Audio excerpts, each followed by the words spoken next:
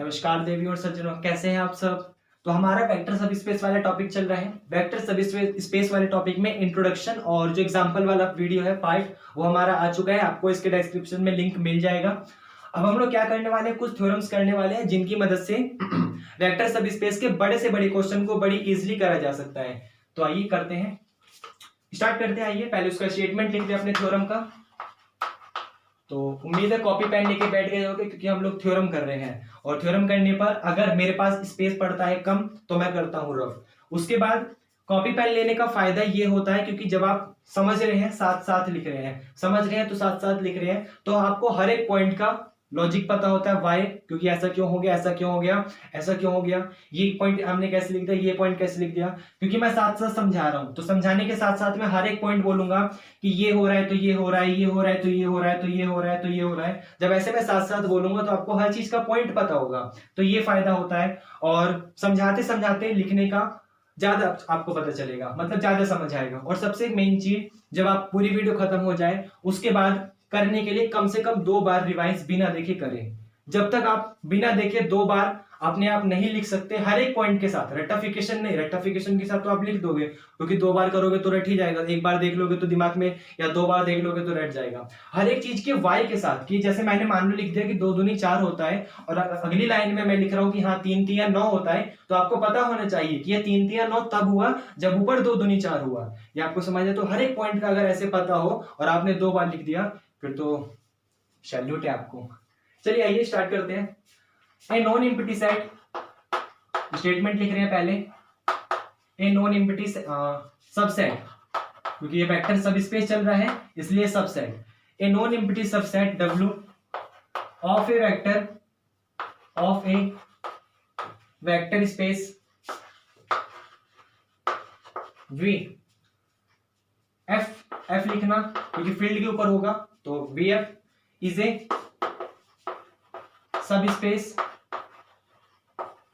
subspace of V if and only if alpha W1 plus beta W2 belong करेगा W को, capital W, for all alpha beta belong to F field and W1 W2 belong to W। ठीक है, ये statement है। देखिए पहले समझाते हैं स्टेटमेंट, फिर इसका प्रूफ देखेंगे। कि मान लीजिए आपके सामने कोई एक नॉन एम्प्टी सेट है W, आप उसको वेक्टर सब स्पेस कहोगे V का। किसी भी नॉन एम्प्टी सबसेट W को वेक्टर स्पेस कहोगे V का, अगर इफ एंड ओनली इफ, सिर्फ और सिर्फ तब जब alpha W1 plus beta W2 belong करेगा W में, for all alpha beta belong to F and W1 W2 belong to F। इसका मतलब किसी भी चीज को सब स्पेस बनने के लिए ये वाली कंडीशन नेसेसरी है, क्योंकि उसने बोला है कि आप किसी भी W को वेक्टर सब स्पेस तब कहोगे if and only if alpha W1 plus beta W2 belong to W। इसका मतलब अगर वो वेक्टर सब स्पेस है, क्योंकि इस थ्योरम को हम लोग 2 तरीके से देखेंगे, 2 पहलू है इस थ्योरम को करने के। क्योंकि उसने वर्ड लगाया है यहाँ पर इफ एंड ओनली इफ, तो if and only if word लगने का मतलब ये होता है कि आपके पास ये कंडीशन फॉरवर्ड भी चलेगी और ये कंडीशन बैकवर्ड भी चलेगी। इसका मतलब जैसे मान लीजिए आप सबसे पहले ये लेके चलोगे कि हाँ वो आपका एक वेक्टर सब स्पेस है, तो आप प्रूफ करोगे कि अगर वो वेक्टर सब स्पेस है, इसका मतलब alpha W1 plus beta W2 belong करेगा W को। आप ये प्रूफ करोगे। जब बैकवर्ड में चलोगे तो बैकवर्ड में चलने का मतलब ये लेके चलोगे कि हाँ alpha W1 plus beta W2 belong कर रहा है W को। आप ये लेट करके चलोगे और फिर ये प्रूफ करोगे कि W एक वेक्टर सब स्पेस है। ये आपको समझ आया। तो 2 कंडीशन थी, एक छोटी समरी चाहिए बस, मुश्किल से 1 मिनट की, क्योंकि मैं 2 चीज रिवाइज करता हूं। चलिए एक छोटी सी समरी 1 मिनट की बस, कि आपके पास कोई भी मान लीजिए एक वेक्टर सब स्पेस तभी होगा if and only if alpha W1 plus beta W2 belong to W, for all alpha beta belong to F and W1 W2 belong to F। इसका मतलब किसी भी चीज को वेक्टर सब स्पेस बनने के लिए आपको ये वाली कंडीशन दिखानी कंपलसरी है। ये समझ आया। या फिर आपने अगर इसको दिखा दिया तो इसका मतलब आप साफ साफ कह सकते हो कि वो वेक्टर सब स्पेस है। 2 पहलू चल रहे हैं कि आप अगर आपको वेक्टर सब स्पेस दिखाना है तो आप इसे दिखा दीजिए कि ये कंडीशन सेटिस्फाई हो रही है, ये वाली प्रॉपर्टी होल्ड हो रही है, और अगर ये वाली प्रॉपर्टी होल्ड हो रही है तो वो वेक्टर सब स्पेस है। ये आपको समझ आया। तो 2 केस है, एक बार वेक्टर सब स्पेस लेके चलेंगे, प्रूफ करेंगे कि alpha W1 plus beta W2 belong कर रहा है W को। अगली बार alpha W1 plus beta W2 लेके चलेंगे और ये प्रूफ करेंगे कि W वेक्टर सब स्पेस है। तो दो केस है, आइए करते हैं प्रूफ। ये आपको समझ आया? उम्मीद है थ्योरी वाला पार्ट आप लोग पढ़ के बैठे होंगे, मतलब आपको वेक्टर सब स्पेस की थ्योरी आती होगी। और जब थ्योरी नहीं आती होगी फिर तो मत पढ़िए इसको, फिर तो आप जाइए कुछ और देखिए यूट्यूब पे। हाँ, कहाँ थे हम लोग? इसका प्रूफ में क्या करना है, पहले हम लोग को केस फर्स्ट प्रूफ करना है। और केस फर्स्ट में हम लोग देखिए क्या प्रूफ करेंगे, CASE केस। देखिए हम लोग को गिवन क्या है, यहाँ पे गिवन ये है कि W इज ए वेक्टर सब स्पेस। इसके नीचे प्रूफ चलेगा कि W is a vector subspace, कि W जो है आपका वो वेक्टर सब स्पेस है, ये आपको गिवन है। तो प्रूफ क्या करना है, हमें शो करना है इस चीज को। Given W is a vector subspace, then proof that, proof हमें ये करना है, प्रूफ दैट कि alpha W1 plus beta W2 belong करेगा कैपिटल W, मतलब वेक्टर वाले को, जो W आपके पास सब स्पेस है, सबसेट है उसको, for all alpha beta belong to F and W1 W2 belong to W। Simple. आपको गिवन है यहाँ पर कि जो W है वो वेक्टर सब स्पेस है, मतलब आप इस W को वेक्टर सब स्पेस मान के चलोगे और उसके ऊपर काम करोगे। फिर काम करते करते एक दिन आप अचानक से बता दोगे कि हाँ alpha W1 plus beta W2 belong कर रहा है W को। तो आइए, उसने हमें इतना बोला है कि गिवन ये है कि W is a vector subspace, तो हम इसे मान के चलते हैं कि let W is a vector subspace. अच्छा, क्लियर तो आ रहा है ना? क्लियर तो है, क्लियर है, कोई दिक्कत नहीं है। तो आपने मान लिया कि let W is a vector subspace. अब देखिए, अगर W आपके पास वेक्टर सब स्पेस है, इसका मतलब ये है यहाँ पे कि W खुद वेक्टर स्पेस है। खुद वेक्टर स्पेस होने का मतलब वो खुद उन 10 की 10 प्रॉपर्टी को सेटिस्फाई कर रहा होगा जो वेक्टर सब स्पेस बनने के लिए कंपलसरी है।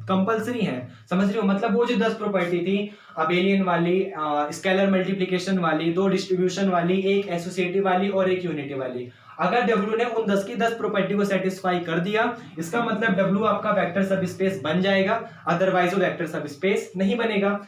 उसने यहां पर बोला हुआ है कि W एक वेक्टर सब स्पेस है, W एक वेक्टर सब स्पेस है, W इज ए वेक्टर सब स्पेस। इसका मतलब उसने उन 10 की 10 प्रॉपर्टी को सेटिस्फाई करा होगा। तो ध्यान से देखिए, उन 10 की 10 प्रॉपर्टी में से एक प्रॉपर्टी आ रही होगी आपके पास स्केलर मल्टीप्लिकेशन वाली, क्योंकि वो 10 की 10 प्रॉपर्टी सेटिस्फाई कर रहा है तभी वो वेक्टर सब स्पेस बना होगा। ये आप समझ रहे हो? और उसने ऐसा यहां पर बोला हुआ है कि let W is a vector subspace, कि W आपका वेक्टर सब स्पेस है, हमने मान लिया। इसका मतलब उसने 10 प्रॉपर्टी सेटिस्फाई करी होंगी, तो उन्हीं 10 प्रॉपर्टी में से एक प्रॉपर्टी आती है स्केलर मल्टीप्लिकेशन वाली। इसका मतलब मैं यहां पे लिख दूं या नाम क्या लिखूं, आपको पता तो है कि स्केलर मल्टीप्लिकेशन। तो सीधा काम की बात पे आते हैं कि अगर अल्फा बिलोंग करेगा फील्ड को, ठीक है, एंड W1 बिलोंग करेगा W को, अगर अल्फा बिलोंग करेगा फील्ड को एंड W1 बिलोंग करेगा W को, तो स्केलर मल्टीप्लिकेशन वाली प्रॉपर्टी कहती है कि अल्फा W1 बिलोंग करेगा W को।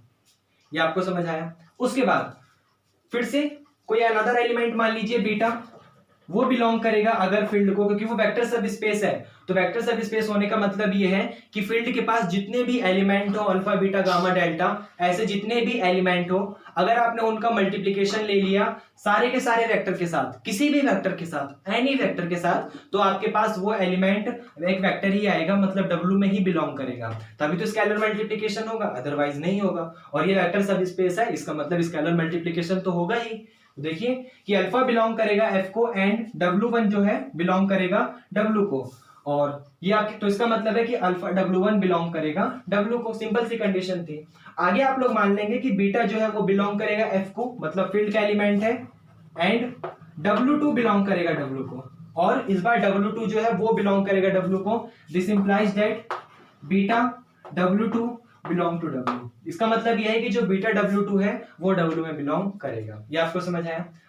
यहां तक तो कोई दिक्कत नहीं थी। अब ध्यान से देखिए, आपके पास W जो है वो वेक्टर सब स्पेस है, तो वेक्टर सब स्पेस में एक प्रॉपर्टी आती है क्लोजर वाली भी, सबसे पहली प्रॉपर्टी क्लोजर वाली भी, कि अगर मान लीजिए आपने कोई भी दो एलिमेंट उठाए W के और उन दोनों का सम कर दिया, क्योंकि जो क्लोजर वाली प्रॉपर्टी होती है वो एडिशन के केस में लगती है, तो अगर आपने उन दोनों को ऐड कर दिया तो नया रिजल्ट आपके पास उसी वेक्टर का ही आएगा। ये आपको समझ आया? तो ध्यान से देखिए, यहां पर अल्फा W1 बिलोंग कर रहा है W को, मतलब W का एलिमेंट है, यहां पर बीटा W2 बिलोंग कर रहा है W को, मतलब W का एलिमेंट है, तो इन दोनों का एडिशन बाय क्लोजर प्रॉपर्टी भी W का ही एलिमेंट आएगा। ये आपको बात क्लियर है? इसका मतलब जब आप इनको ऐड कर दोगे, ऐड करने के लिए अल्फा W1 प्लस का बीटा W2 करोगे तो नया रिजल्ट आपका W में ही आएगा।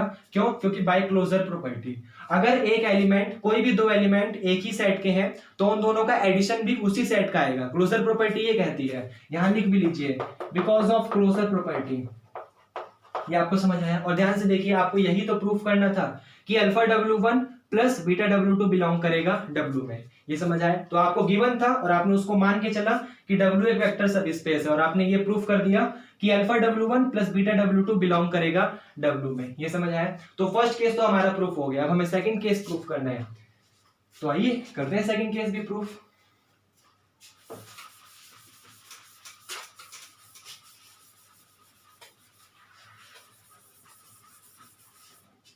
सेकंड केस समझ आए? बहुत आसान है, बहुत आसान। इस बार आपको रिवर्स चलना है। रिवर्स चलने का मतलब बैकवर्ड कंडीशन चलनी है। तो बैकवर्ड कंडीशन में आपको ये गिवन होगा, इस बार गिवन कुछ अलग होगा। क्या? ये वाला कि alpha W1 plus beta W2 belong कर रहा है W में। Alpha W1 plus beta W2 belong कर रहा है W में, और आपको इस बार प्रूफ करना है, proof that W is a vector सब स्पेस। आपको ये प्रूफ करना है कि W जो होगा वो वेक्टर सब स्पेस होगा। इसका मतलब वो उन 10 की 10 प्रॉपर्टी को सेटिस्फाई करेगा। सिर्फ किसकी मदद से? इसकी मदद से। सिर्फ हमें ये पता है कि ये alpha W1 plus beta W2 belong कर रहा है W को, और हमें वो 10 की 10 प्रॉपर्टी प्रूफ करनी है। तो देखिए, क्योंकि जब वो 10 की 10 प्रॉपर्टी हम प्रूफ कर देंगे, हम तभी कह पाएंगे कि वो वेक्टर सब स्पेस है, अदरवाइज वेक्टर सब स्पेस नहीं कह पाएंगे उसको हम। तो देखिए, सिर्फ इतना सा गिवन है। क्या? लेट, हमने लेट कर लिया जो हमें गिवन था कि alpha W1 plus beta W2 belong कर रहा है W में। ये आपको समझ आया? अब देखिए, यहां पर ये जो आपके पास अल्फा और बीटा है, ये फील्ड के एलिमेंट है। तो फील्ड के एलिमेंट होने के लिए कि कौन कौन से सेट फील्ड होते हैं, एब्स्ट्रैक्ट अलजेब्रा में हम लोग काफी अच्छे से पढ़ चुके हैं। जैसे रेशनल नंबर होता है वो फील्ड होता है, क्योंकि वो फील्ड की प्रॉपर्टी सेटिस्फाई करता है। रियल नंबर होता है वो फील्ड होता है। कॉम्प्लेक्स नंबर होता है वो फील्ड होता है। मतलब ये जो आपके पास सेट होते हैं वो फील्ड होते हैं। रियल हो गया, रेशनल हो गया, कॉम्प्लेक्स हो गया। इंटीजर जो होते हैं वो आपके पास फील्ड नहीं होते, नेचुरल नंबर वाइज फील्ड नहीं होते। रेशनल, रियल और कॉम्प्लेक्स आपके पास फील्ड होते हैं। ये आपको समझ आया? तो यहां पर ध्यान से देखिए कि जो आपके पास रेशनल है, या फिर जो आपके पास रियल है, या फिर जो आपके पास कॉम्प्लेक्स है, इनके अंदर ऐसे एलिमेंट 1, 2, 0, 3, 4 ये सब तो एग्जिस्ट करेगा, क्योंकि वो रियल पार्ट हो, चाहे कॉम्प्लेक्स पार्ट हो, चाहे रेशनल पार्ट हो, तीनों के तीनों में ये सारे नंबर 1, 2, 0, -1, -2, -3 ये एग्जिस्ट करेंगे, क्योंकि मतलब इंटीजर रेशनल में आते हैं, इंटीजर रियल में आते हैं, इंटीजर कॉम्प्लेक्स में आते हैं। तो मैं यहाँ पर इंटीजर की ही हेल्प लूंगा। ये आप समझ रहे हो? क्योंकि वो रियल पार्ट है। 1, 2, 3, -1, -2, -3 ये जो 0 है, या फिर कोई भी जो एलिमेंट है, नंबर है, वो रियल पार्ट है। वो रेशनल में भी आता है ये 1, 2, 3, -1, -2, -3, और इनकी ही मदद लूंगा मैं प्रूफ करने में। तो देखिए कैसे, अगर मैंने यहाँ पर अल्फा इज इक्वल टू 1 और beta is equal to 1 put कर दिया, पुट कर सकता हूं क्योंकि अल्फा और बीटा फील्ड के एलिमेंट है, और फील्ड के एलिमेंट में 1 एलिमेंट आता है। आपको समझ आया? तो अगर मैंने अल्फा इज इक्वल टू 1 और beta is equal to 1 put कर दिया, इसका मतलब ये मेरे पास कंडीशन आ जाएगी कि W1 प्लस W2 जो है वो बिलोंग करेगा W में। और ये आपको पता है कि अल्फा बीटा तो F का एलिमेंट है, W1 W2 तो W का एलिमेंट है। लिखने की जरूरत तो नहीं है, अगर आप चाहें तो लिख दें कि अल्फा बीटा जो है वो फील्ड का एलिमेंट है, और W1 W2 जो है वो कैपिटल W का एलिमेंट है। ये समझ आया? तो आप जानते हैं for all W1 and W2 belong to W। जो W1 प्लस W2 होगा वो बिलोंग करेगा W में। क्यों? क्योंकि आपने alpha is equal to 1 beta is equal to 1 put कर दिया। क्यों? क्योंकि ये फील्ड का एलिमेंट है और फील्ड के एलिमेंट में ये तो होते ही है। तो ये आपके पास हो गया 1W1 मतलब W1, 1W2 मतलब W2। तो W1 प्लस W2 बिलोंग करेगा W में for all W1 and W2 belong to W। ये आपको समझ आया? इसका मतलब क्लोजर लो तो आपका सेटिस्फाई हो गया, क्योंकि क्लोजर लो यही कहता है कि अगर ये W1 और W2 बिलोंग कर रहा है W में तो दोनों का एडिशन भी बिलोंग करना चाहिए W में। ये समझ आया? तो ये प्रॉपर्टी तो सेटिस्फाई हो गई, इसका मतलब ये क्लोजर तो है। अच्छा एक बात, एसोसिएटिव तो होगा, उसमें तो समझाने का कुछ नहीं है कि 3 एलिमेंट आप ऐड करेंगे तो वो आपके पास मतलब एसोसिएटिव वाली कंडीशन से ऐड करेंगे तो वो एसोसिएटिव तो होता ही है। तो आप इसको लिख देंगे because W is a vector सब स्पेस, क्योंकि अगर ये वेक्टर सब स्पेस होगा तो वो एसोसिएटिव वाली कंडीशन सेटिस्फाई करेगा। और नॉर्मली एसोसिएटिव आपका होता ही है वेक्टर जो W होगा, क्योंकि वो देखिए जो W है, क्यों, अगर उसका रीजन देना होगा तो आप ऐसे समझाएंगे, क्यों, क्योंकि जो W है वो V का सबसेट है। V आपके पास एसोसिएटिव है, वेक्टर जो है कहां गया, ये वेक्टर आपके पास वेक्टर स्पेस है, वेक्टर स्पेस का मतलब एसोसिएटिव है, तो उसका सबसेट लेंगे वो भी एसोसिएटिव होगा। और W इस V का सबसेट ही तो है, तो इसलिए वो उसका एसोसिएटिव होगा। ये आपको समझ आया? दोबारा रिपीट कर दूं, ऊपर से गया है, देखो अब जाएगा बिल्कुल अंदर से। देखिए कैसे, आपके पास V जो है वेक्टर सब स्पेस है, वेक्टर सब स्पेस होने का मतलब उसने एसोसिएटिव वाली कंडीशन सेटिस्फाई करी होगी। आपने उसी का एक सेट ले लिया W, उसी का एक सबसेट ले लिया W, तो उसका सबसेट भी उन एसोसिएटिव वाली प्रॉपर्टी को सेटिस्फाई करेगा, क्योंकि V का सबसेट है W। इसका मतलब W के सारे एलिमेंट V में है और V के सारे एलिमेंट एसोसिएटिव को सेटिस्फाई कर रहे थे। इसका मतलब W के सारे एलिमेंट भी तो एसोसिएटिव को सेटिस्फाई करेंगे। इमेजिनेशन में जाओ, मैंने क्या बोला, मैंने कहा W एक वेक्टर सबस्पेस है, इसका मतलब उसने एसोसिएटिव प्रॉपर्टी सेटिस्फाई करी होगी। एसोसिएटिव प्रॉपर्टी जब उसने सेटिस्फाई करी होगी तो मैंने एक ऐसा सेट लिया है W जो कि V का सबसेट है। इसका मतलब W के सारे एलिमेंट V में है। या आप समझ रहे हो? इमेजिनेशन में जाना है, बिल्कुल इमेजिनेशन में। W जो है वो W के सारे एलिमेंट V में है और V के सारे एलिमेंट एसोसिएटिव थे। इसका मतलब W के सारे एलिमेंट भी तो एसोसिएटिव होंगे। ये समझ आया? तो एसोसिएटिव प्रॉपर्टी तो आपकी होती है, उसे मैं 90% केस में नहीं दिखाऊंगा क्योंकि साफ साफ बोल दूंगा, क्योंकि V वेक्टर स्पेस है, इसका मतलब W भी V एसोसिएटिव है, इसका मतलब W भी एसोसिएटिव होगा। उसके बाद हाँ, इस वाली प्रॉपर्टी में हमने अगर अल्फा इज इक्वल टू 1 और beta is equal to 1 put किया तो हमें ये कंडीशन मिल गई। अब ध्यान से देखिए, इस वाली प्रॉपर्टी में अगर हम अल्फा इज इक्वल टू 0 और beta is equal to 0 put कर दें तो हमें रिजल्ट मिलेगा 0 into W1 plus 0 into W2 belong to W। This implies that 0 plus 0 तो 0 देगा, मतलब आपके पास 0 एलिमेंट आ जाएगा। तो फाइनली आप कह सकते हो कि 0 बिलोंग करेगा W में। और आप देखिए कि 0 आपके पास आइडेंटिटी एलिमेंट होता है फॉर एनी वेक्टर स्पेस या फिर वेक्टर सब स्पेस। ये आपको समझ आए? तो आइडेंटिटी एलिमेंट 0 बिलोंग कर रहा है W में, तो इसका मतलब आइडेंटिटी वाली प्रॉपर्टी भी प्रूफ हो गई। अब आगे देखिए, इसको रफ कर दे, मैं यहां नीचे से रफ करूंगा, ठीक है? स्क्रीनशॉट ले लिया आपने, लिख रहे हैं तो अच्छी बात है। चलिए ठीक है, देखिए अब मैं क्या करूंगा अगली वाली प्रॉपर्टी में, क्योंकि मेरे को इनवर्स प्रूफ करना है, तो इनवर्स प्रूफ करने के लिए मैं देखिए किस तरीके से पुट करूंगा। Alpha is equal to put कर दूंगा 0 और beta is equal to put कर दूंगा -1। तो ये पुट करने पर ये मेरे पास आ जाएगा 0 इंटू W1 और यहां पर आ जाएगा माइनस इंटू W2 और ये बिलोंग करेगा आपको W में। इसका मतलब आपके पास आ गया कि माइनस का W2 बिलोंग कर रहा है W में।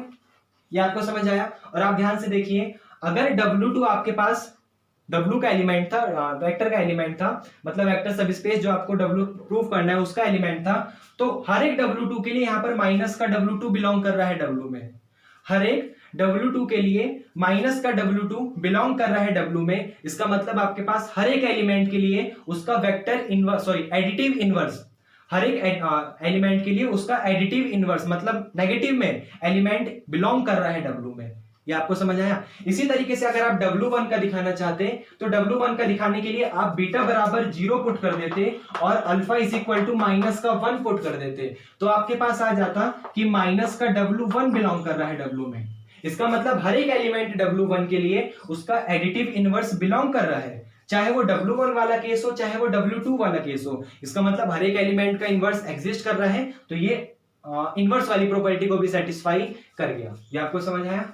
उसके बाद आती है कॉम्यूटेटिव प्रॉपर्टी। सोचिए, सोचना है क्योंकि मैं फिर से वही बोलूंगा।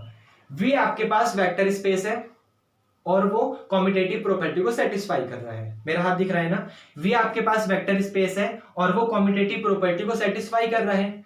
डब्ल्यू आपके पास एक सबसेट है वी का, इसका मतलब डब्ल्यू के सारे एलिमेंट यहां पे होंगे वी में, और वी के सारे एलिमेंट इसको सेटिस्फाई कर रहे हैं, और डब्ल्यू भी तो उन्हीं वी में से है, मतलब वी के डब्ल्यू के भी सारे एलिमेंट इसको सेटिस्फाई करेंगे, तो डब्ल्यू आपको कॉम्यूटेटिव होगा। आप उसको लिख दीजिए, लिख के एक समझा दे रहा हूं लिख के, बाकी भी आप एसोसिएटिव हो कॉम्यूटेटिव हो आप उसी तरीके से लिखोगे, एक लिख के मैं समझा रहा हूं। तो इनवर्स वाली प्रॉपर्टी तो आपकी सेटिस्फाई हो गई, ये रहा। एक मैं लिख के समझाता हूं, because V F is a vector space and W is a subset of V, so W is also a commutative because every element of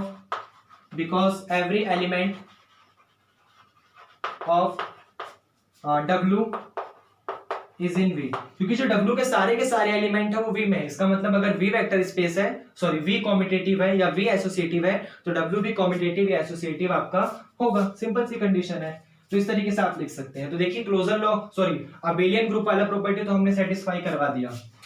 उसके बाद 6 नंबर की प्रॉपर्टी आती है, कौन सी बोलिए? हाँ बिल्कुल सही जवाब। 6 नंबर की प्रॉपर्टी आती है स्केलर मल्टीप्लिकेशन वाली। तो देखिए हम लोग क्या करने वाले हैं, सिंपल सा कंडीशन, सिर्फ अल्फा इज इक्वल टू 0 रहने देंगे, alpha is equal to 0 put कर देंगे और बीटा की जगह बीटा ही रहने देंगे। हमने कहा बीटा कोई भी एक एलिमेंट हो सकता है, एक जनरल नाम हमने उसको बीटा से बोला, बीटा से बुलाया, तो alpha is equal to 0 put कर दिया और बीटा को बीटा ही रहने दिया। दिस इंप्लाइज दैट ये आ जाएगा 0 प्लस का बीटा W2 बिलोंग करेगा W में। This implies that finally beta W2 भी बिलोंग करेगा W में। ये आपको समझ आया? और देखिए ये आपके पास एक स्केलर मल्टीप्लिकेशन ही तो है, क्योंकि B आपके पास स्केलर का एलिमेंट है और W2 आपके पास वेक्टर का एलिमेंट है। इसका मतलब दोनों की मल्टीप्लिकेशन बिलोंग कर रही है W में, तो आपके पास ये स्केलर मल्टीप्लिकेशन बिलोंग कर रहा है W में। आपको अल्फा वाला दिखाना होता तो आप बीटा बराबर 0 पुट कर देते और अल्फा को अल्फा ही रहने देते। इसका मतलब आपके पास आ जाता अल्फा W1 बिलोंग कर रहा है W में, और ये स्केलर मल्टीप्लिकेशन है। अल्फा W1 W में बिलोंग कर रहा है तो स्केलर मल्टीप्लिकेशन तो है। ये आपको समझ आया? अब देखिए बाकी आगे की प्रॉपर्टी आपकी थी डिस्ट्रीब्यूटिव वाली, एसोसिएटिव वाली और आइडेंटिटी वाली। तो आप जानते हैं जितने भी वेक्टर एडिशन कर रहे हैं उसी तरीके से लिखेंगे जिस तरीके से कॉम्यूटेटिव और एसोसिएटिव, क्योंकि अब सिर्फ बोलने का है, लिखने का नहीं है। मतलब मैं बोलूंगा आपको लिखना है क्या, क्योंकि V जो था वो खुद एक डिस्ट्रीब्यूटिव वाली प्रॉपर्टी था, समझ रहे हो? उसके अलावा एसोसिएटिव था, एसोसिएटिव तो हो गया। उसी तरीके से जो V था आपके पास वो खुद एक डिस्ट्रीब्यूटिव था, खुद एक एसोसिएटिव था। उसी तरीके से आप यहाँ पे बोलोगे कि जो W होगा वो भी आपके पास एक डिस्ट्रीब्यूटिव होगा और एसोसिएटिव होगा। ये आपको समझ आया? ये सिंपल उसी तरीके से लिखोगे, because of VF is a vector space and W is a subset of V। लिख लिया, because of VF is a vector space and W is a subset of V. V is satisfying the property of distributive and associative, so W is also satisfy the property of distributive and associative. ये आपको समझ आया? Post करके सुन लीजिएगा। उसके बाद तो आपकी मतलब 7th 8th और 9th वाली प्रॉपर्टी जो थी एसोसिएटिव वो सेटिस्फाई हो रही है। ये जनरली सेंस है, हमें सिर्फ मेन चीज ये दिखाना होता है, एडिटिव, इनवर्स और स्केलर मल्टीप्लिकेशन, ये 3 चीज होती है। आपने पढ़ा भी है इन चीजों को। जब हम लोग, मैं हल्का सा थोड़ा सा दूसरी दुनिया में ले जाऊं, दूसरी दुनिया का मतलब हम लोग एब्स्ट्रैक्ट अलजेब्रा में जाना चाहते हैं। तो जब वहां हम लोग ग्रुप पढ़ रहे थे, नहीं भी पढ़ा तो कोई बात नहीं, कोई दिक्कत नहीं है। जब हम लोग वहां ग्रुप पढ़ रहे थे या फिर सब ग्रुप पढ़ रहे थे तो हम सबसे मेन चीज वहां पर इनवर्स और आइडेंटिटी को ही प्रूव करते थे, वही हमारे लिए था। बाकी क्लोजर और एसोसिएटिव 99.9% केस सेटिस्फाई करते हैं, सारे नहीं, मैं सारे अभी भी मना कर रहा हूं, कुछ जो है मतलब 99% तो सेटिस्फाई करते हैं। ये समझ आया? उसके बाद सबसे आखिरी प्रॉपर्टी थी हमारे पास 10वीं वाली, कौन सी थी? 1 यूनिटी वाली। इसका मतलब 1 into W जो होगा वो बिलोंग करना चाहिए W में, और आप इसको ये बड़ी आसानी से बना सकते हो। Alpha is equal to 1 put कर दो और बीटा इज इक्वल टू, बिल्कुल सही जवाब, alpha is equal to 1 put कर दो, beta is equal to 0 put कर दो। जैसे ही आप अल्फा इज इक्वल टू 1 और beta is equal to 0 put करोगे, ये आपको मिल जाएगा 1 इंटू W1 और ये मिल जाएगा प्लस का 0 इंटू W2। और आप देखिए 0 इंटू W2 तो खत्म हो जाएगा, आपके पास सिंपल बचेगा W1। This implies that W1 जो है वो बिलोंग करेगा W में। इसका मतलब यूनिटी वाला भी जो है कि W1 को 1 इंटू W1 लिख दिया तो यूनिटी वाला भी आपके पास सेटिस्फाई हो गया। इसका मतलब इस एक एलिमेंट की वजह से alpha W1 plus beta W2 की वजह से आपने वेक्टर स्पेस की सारी प्रॉपर्टी सेटिस्फाई करवा दी। इसका मतलब अगर आपको किसी भी चीज को वेक्टर स्पेस दिखाना हो तो आप सिर्फ इतना सा दिखा दो कि क्या alpha W1 plus beta W2 belong कर रहा है W में। सिर्फ अगर इतना सा आपने दिखा दिया कि alpha W1 plus beta W2 belong कर रहा है W में, इसका मतलब ये है कि आपके पास वो वेक्टर सबस्पेस होगा। और अगर किसी भी चीज को वेक्टर सबस्पेस, देखो दोनों तरीके से, अगर वेक्टर सबस्पेस होगा तो ये दिखा दो और अगर ये हो रहा है तो इसका मतलब वो वेक्टर सबस्पेस होगा। तो आपको क्वेश्चन करने के लिए हर चीज में ये दिखाना पड़ेगा कि ये जो है वो बिलोंग कर रहा है W में। कैसा भी सेट देगा, अगर वेक्टर सबस्पेस वाला है तो आप सिर्फ इतना सा दिखा दो, alpha W1 plus beta W2। 5 second का सवाल है मुश्किल से। W1 में अल्फा की मल्टीप्लाई कर दो, W2 में बीटा की मल्टीप्लाई कर दो, दोनों को जोड़ दो, बस और कुछ तो नहीं करना। अगर वो W में आएगा तो कह दो वेक्टर सबस्पेस है, अगर वो W में नहीं आएगा तो कह दो वेक्टर सबस्पेस नहीं है। ये आपको समझ आया? सिंपल। तो थ्योरम आपकी प्रूफ हो गई। ये था केस सेकंड भी आपका सिंपल प्रूफ हो गया। एक छोटा सा एग्जांपल करते हैं बिल्कुल, फिर अपना ये वाले थ्योरम फिनिश कर देंगे।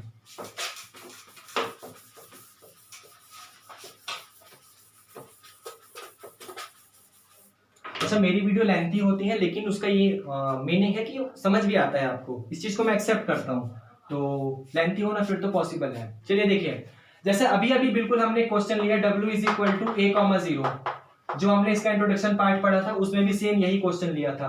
W is equal to A,0, जहां पर A बिलोंग कर रहा था रियल नंबर को, सेम यही क्वेश्चन लिया था। उस जगह हमने इसी वाले क्वेश्चन को पूरे इंट्रोडक्शन मेथड से 10 की 10 प्रॉपर्टी दिखा के सेटिस्फाई किया था। यहां पर हम लोग सिर्फ इतना सा बताएंगे कि alpha W1 plus beta W2 जो है वो बिलोंग करेगा W में। तो देखिए, अगर W1 आपके पास A,0 है तो W2 आप मान लीजिए B,0। यहां तक तो कोई दिक्कत नहीं है, तो आप इसको उठाकर यहां पुट कर दीजिए। तो आपके पास आएगा alpha W1 plus beta W2, ये बिलोंग करना चाहिए W में, और W1 W2 की वैल्यू पुट करिए तो हो जाएगा alpha A,0 plus beta B,0, ये बिलोंग करना चाहिए W में। मल्टीप्लाई करिए alpha A,0 plus beta B,0। अच्छा, कोई ऐसा तो नहीं जिसको समझ आ रहा है कि क्या मल्टीप्लाई कर दी, कोई ऐसा तो नहीं? चलिए ठीक है, ये बिलोंग कर रहा है W में। अब ध्यान से देखिए, जब इसको ऐड करोगे तो आपको मिल जाएगा अल्फा A और प्लस का बीटा B, 0 में 0 ऐड करोगे तो 0 मिल जाएगा, ये बिलोंग करेगा W में। अब देखिए, पहला एलिमेंट A जो है वो कोई भी रियल नंबर होना चाहिए, चलेगा। दूसरा एलिमेंट हमेशा 0 मिले।